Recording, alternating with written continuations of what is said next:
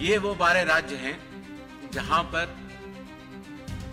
कल से एसआईआर शुरू होने वाला है।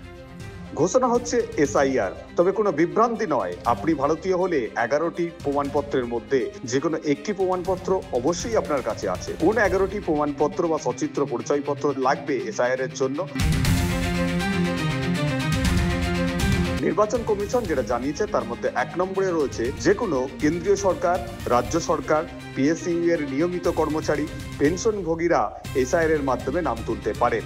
সেক্ষেত্রে তাদের পেনশন সার্টিফিকেট তারা কিন্তু দেখালেই হবে। 2 নম্বরে রয়েছে 1/7/1987 সালের পূর্বে সরকার বা স্থানীয় কর্তৃপক্ষ, ব্যাংক, ডাকঘর, এলআইসি, পিএসইউ কর্তৃক ভারতে জারি করা যে কোনো পরিচয়পত্র বা শংসাপত্র ও নথিপত্র। 3 নম্বরে রয়েছে উপযুক্ত কর্তৃপক্ষ কর্তৃক প্রদত্ত বার্থ সার্টিফিকেট। 4 নম্বরে পাসপোর্টের ফটোকপি। 5 নম্বরে রয়েছে যে কোনো স্বীকৃত বোর্ড, বিশ্ববিদ্যালয় কর্তৃক প্রদত্ত মাধ্যমিক বা এডুকেশন সার্টিফিকেট। 6 নম্বরে রয়েছে উপযুক্ত রাজ্য কর্তৃপক্ষ কর্তৃক জারি করা স্থায়ী বসবাসের শংসাপত্র। 7 নম্বরে রয়েছে বন আধিকারিকের সার্টিফিকেট।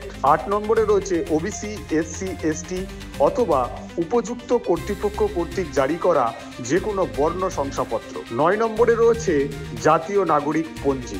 10 নম্বরে রয়েছে রাজ্য বা স্থানীয় কর্তৃপক্ষ কর্তৃক প্রদত্ত পারিবারিক রেজিস্ট্রেশন। 11 নম্বরে রয়েছে সরকার কর্তৃক প্রদত্ত যে কোনো জমি, বাড়ি বরাদ্দের সার্টিফিকেট। আপনি ভারতীয় হলে এই 11টির মধ্যে যে কোনো একটি অবশ্যই প্রদান করতে পারবেন।